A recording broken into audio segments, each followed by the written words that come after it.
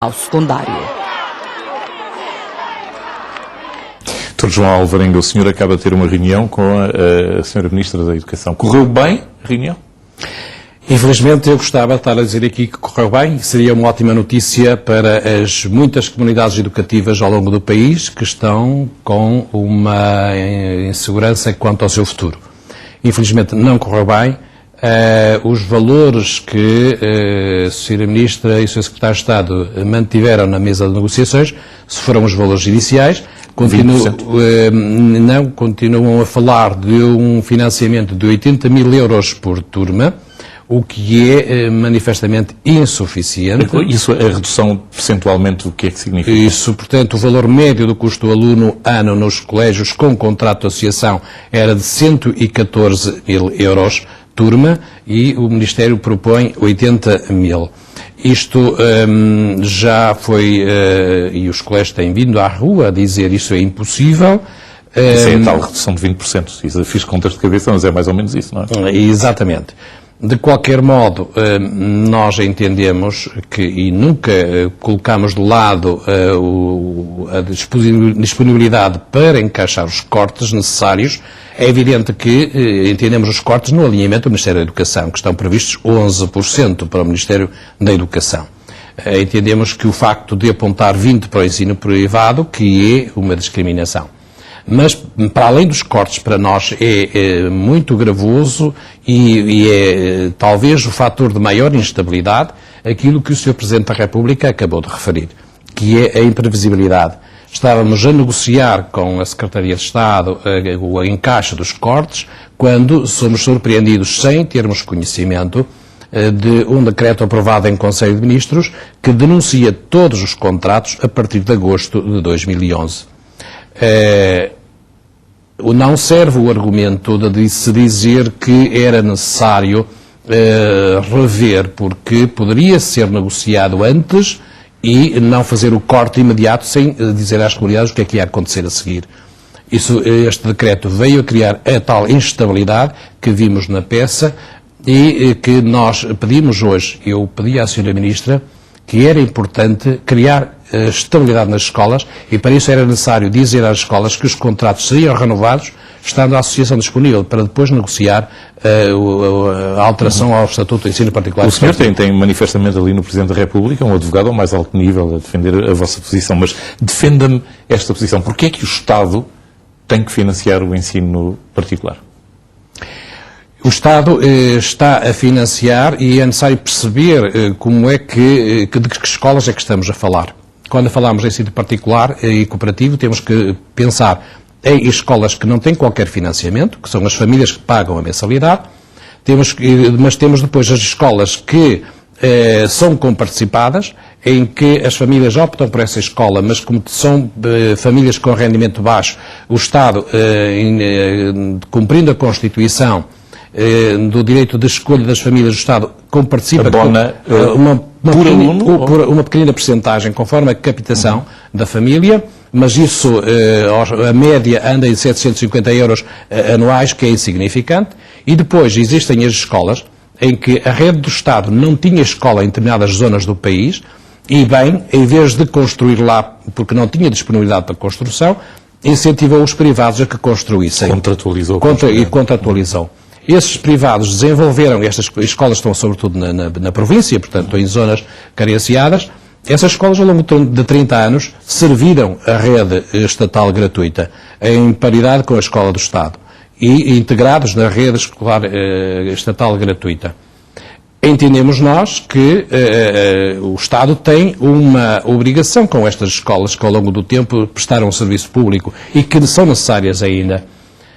O Estado entende de um momento para o outro rever isto tudo e antes de negociar e de o anunciar faz um decreto em que denuncia todos os contratos.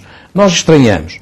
E estranhamos porquê? Porque ainda no governo anterior, com a doutora Maria Lourdes Rodrigues e com o Sr. Secretário de Estado, Walter Lemos, se negociou longamente, mas chegou-se a um entendimento e a um bom acordo. Mas já houve redução de verba no ano passado?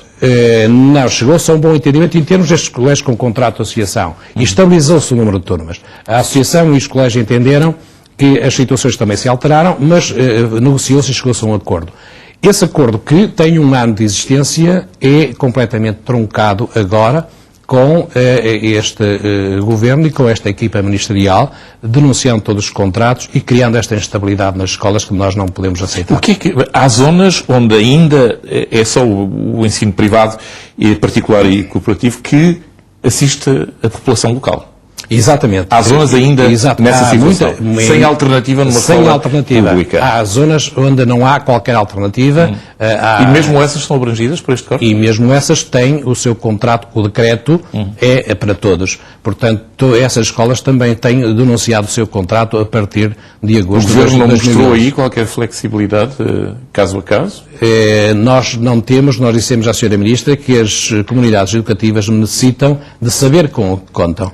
E se há um decreto que as extingue, ou que extingue o contrato, e para além disso precariza o hipotético contrato, forçando a que a renovação seja ano a ano, ou seja, proibindo a renovação automática, isto precariza a situação e nós sabemos que a Lei de Base do Sistema Educativo fala de projeto educativo de uma escola. O aluno entra numa escola para ter um projeto educativo e esse projeto educativo tem ciclos que o aluno vai percorrendo. Os ciclos estão relacionados entre si. Não pode o Governo criar a instabilidade de um pai que coloca o filho numa escola não saber se no ano seguinte esse aluno pode continuar aí em gratuitidade ou se terá que o mudar porque essa escola deixou de ser subsidiada para ser gratuita. Convém explicar que estas escolas não fazem seleção de alunos. Nestas escolas estão os alunos carenciados, estão toda a população, porque é única na sua zona e, portanto, está em paridade com a escola do Estado. Há situações em que o Estado tenha construído escolas nestes 30 anos? Esse é um dos aspectos que nós também focamos à Sra. Ministra, é que nestas escolas que estão colocadas em zona carenciada, que o Estado contratualizou e integrou na sua rede estatal gratuita, num ou noutro caso, o Estado resolveu criar lá uma outra escola próxima, ou perto, não é? Foi um problema que o Estado criou, porque já lá tinha uma escola que já tinha contratualizado, tinha integrado na sua rede, a qual estava a subsidiar as famílias que a frequentavam. Ao criar uma outra escola lá, naturalmente criou o próprio Estado o problema. Nós entendemos que, nessa situação, pois, os pais que escolham a escola que pretendem, porque não fica mais caro. Não é mais caro ter o aluno na escola que está... Não é mais caro ao Estado ou ao pai? Não é mais caro ao Estado. E ao pai? O pai... Ao mãe, perdão, à também, família. porque é gratuito. É gratuito? É gratuito. Se está contratualizado, é gratuito. É gratuito. Fala-me também em termos da estabilidade. Há zonas aqui bastante remotas, e eu falei com pelo menos, neste caso é uma família de professores, que tinham alguma angústia quanto à sua carreira, por exemplo, face à hipótese do projeto ser encerrado. Exatamente. Há risco disso? Exatamente. Neste momento há, para além das tais 400 e tal escolas, ou 500 escolas, aqui estão contratos simples de associação e de patrocínio, mas se deixarmos essas e se formos só para os contratos de associação, estas escolas de contrato de associação correm a sério risco de virem a cerrar as suas portas. E isso vê-se... E o que é que acontece aos alunos? Na zona onde não haja uma alternativa de escola pública? O Ministério terá que encontrar naturalmente a solução. Isso é, os alunos que ficam sem escola não podem frequentar a escola que gostariam, terão que ser deslocados para uma outra escola, naturalmente que o Ministério organizará os transportes para os deslocar, mas não entendemos que os pais não possam escolher a escola se a escola é mais barata, se os pais a pretendem, se a escola tem qualidade, não percebemos porque é que há de se deslocar os alunos administrativamente para um outro local, para além daquele que eles gostariam de estar e onde estão integrados num projeto educativo coerente. O Ministério mostrou-se intransigente ou isto ainda é um processo negocial que está em marcha? Em termos de verbas, o Ministério manteve os valores iniciais. Os tais 20%, por acaso é mais de 20%. Em termos de associação, nós entregamos a nossa proposta e fizemos um esforço de aproximação para existir um entendimento e um acordo. E fomos aos valores que a Sra. Ministra anunciou na Assembleia da República. Anunciou na Assembleia da República um custo para o próximo ano nas escolas do Estado de 3.750 por aluno. Vezes 24 alunos, dá 90.000 euros por turma. Nós aproximamos desses valores e transmitimos à Seriam menos 10.000 do que... Transmitimos à Sra. Ministra que não pretendemos financiamento superior à escola do Estado. As escolas privadas sempre viveram com menos do que aquilo que o Estado gasta nas escolas estatais, por isso estamos prontos a aceitar o valor de custo da turma na escola do Estado.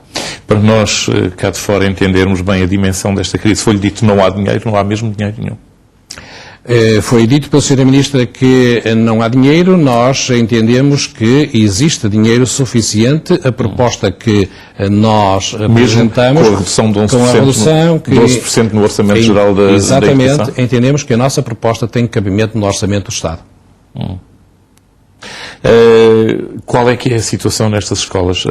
Há já professores a fazerem perguntas sobre o seu futuro? Há alunos, há pais? Há uma estabilidade geral, efetivamente. Há instabilidade geral? Instabilidade geral. Os pais estão preocupados. Os professores estão muitíssimo preocupados com o seu futuro, o que é que lhes vai acontecer a partir de agosto, e os funcionários também. Portanto, é uma situação que eu referi à Sra. Ministra, não se pode alongar no tempo. Para existir educação no país, é necessário estabilidade nas escolas. E esta instabilidade tem que ser resolvida o mais depressa possível.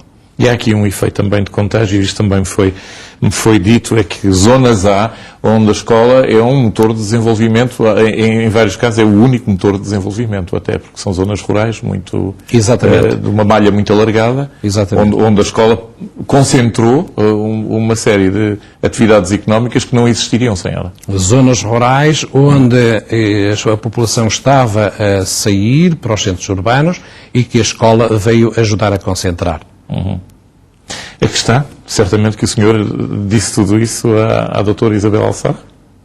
Exatamente, a doutora Isabel Alçada está consciente do problema. Eu espero é que haja vontade política para o resolver. Ficou marcada outra reunião ou não, para já? Nós deixamos nossa proposta e insistimos para que nos fosse dada referência à nossa proposta e ficamos a aguardar sem data marcada.